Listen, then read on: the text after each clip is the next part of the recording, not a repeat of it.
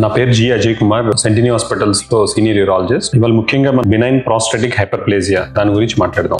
Benign prostatic హైపర్ప్లేజియా అనేది మనకి అందరి మగవాళ్ళలోనే ఉంటుంది. మనకి ఏంటంటే 45-50 ఇయర్స్ దాటిన తర్వాత సైజ్ పెరిగి మనకి సిమ్టమ్స్ వస్తాయి అనమాట. సో ప్రాస్ట్రేట్ అనేది ఏంటంటే మనకి యూజువల్లీ మగవాళ్ళల్లో బ్లాడర్ కింద ఒక చిన్న రేగే అంత గ్లాండ్ లాగా ఉంటుంది. సో అదేంటంటే మనకి 15-20 గ్రామ్స్ ప్రాస్ట్రేట్ మన ఏజ్ పెరిగే కొద్ది కొన్ని హార్మోనల్ చేంజెస్ వల్ల, డైహైడ్రో టెస్టోస్టెరాన్ అనే హార్మోన్ చేంజెస్ వల్ల అక్కడ ఉన్న సెల్స్ ప్రొలిఫరేట్ అయ్యి మనకి ప్రాస్టేట్ ఎన్లార్జ్మెంట్ జరుగుతూ ఉంటుంది. సో బినైన్ ప్రాస్టెటిక్ హైపర్ప్లేజియా అనేది ఏంటంటే నార్మల్ గా మనం లేగా మాట్లాడాలంటే ఆ ప్రాస్టేట్ గ్రంథి ఎన్లార్జ్ అయిన తర్వాత వచ్చే సిమ్టమ్స్ అనమాట. సో 45-50 ఇయర్స్ దాటిన తర్వాత సిమ్టమ్స్ అనేవి ఓన్లీ ప్రాస్టేట్ వల్ల వస్తున్నాయా, లేదు ఇప్పుడు డయాబెటీస్ కామన్ గా ఉండటం వల్ల బ్లాడర్ ఇష్యూస్ వల్ల కూడా వస్తుందా అనేది బ్రాడ్ టెర్మినాలజీ వల్ల మనం యూజువల్లీ ఏంటంటే లోవర్ యూరినరీ ట్రాక్ సిమ్టమ్స్ అంటాం. అంటే బ్రాడ్ టెర్మినాలజీలో మాట్లాడాలంటే లోవర్ యూరినరీ ట్రాక్ సిమ్టమ్స్ అని అంటాం అనమాట. సో మనకి దేని వల్ల వచ్చింది, ఇది డయాబెటీస్ వల్ల, బ్లాడర్ ఇష్యూ వల్ల వచ్చిందా, లేదు ప్రాస్టేట్ వల్ల వచ్చిందా అనేది ఫస్ట్ మనం చేసేది preliminary test ultrasonography. So ultrasonography test చేసిన తర్వాత మనకి ఇది ప్రాస్టేట్ ఎన్లార్జ్ వల్ల సిమ్టమ్స్ వచ్చినాయా, లేదు డయాబెటీస్ వల్ల, బ్లాడర్ ఓవర్ యాక్టివ్ వల్ల వచ్చిందా అంటే